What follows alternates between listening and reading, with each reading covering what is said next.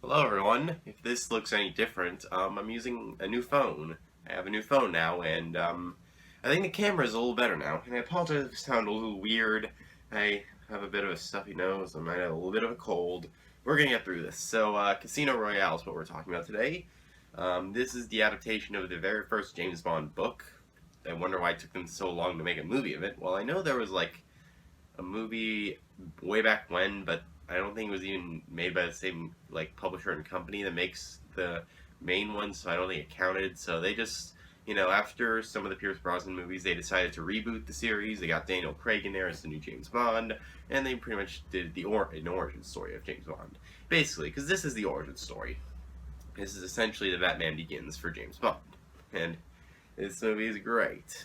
It's great. Like Daniel Craig is the James Bond. Like this guy, when I look at him and I see what he does, it's awesome. Like I see a lot of James Bond isms about him, but the interesting thing about this movie is that he's not the traditional James Bond yet, because this movie is kind of what made him that way.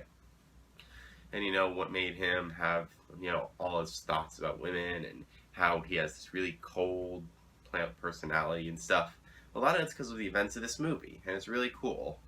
And the action in this movie is great. Like, it's so well filmed and it's so tense. And there's two really awesome chase scenes in this movie in the first third, and it's really, really great.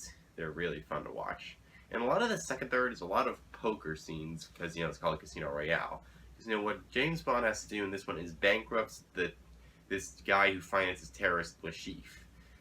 And he's actually a pretty good villain because he actually has motivation.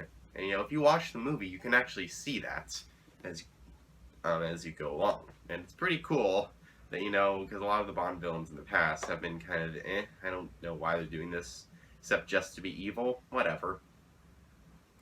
Either way, I don't really have that much of a problem with it, considering it's very fun to watch. Like, I just love the way it's filmed. This movie looks so beautiful. And the poker scenes are so tense and stuff, because, there's a lot of money being gambled here, and you kind of hope that this guy wins, and if you know anything about poker. And yeah, those scenes are very tense. If you don't know much about poker, it probably won't be as effective. But you know what? It's still really awesome.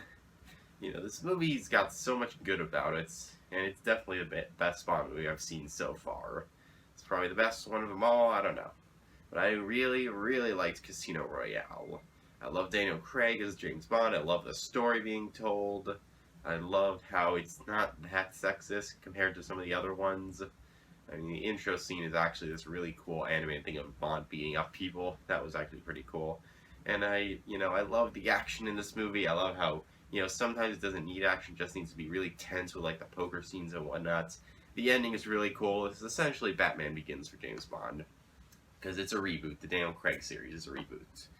And yeah, so I love Casino Royale. Great movie. I'm going to give Casino Royale a 95%.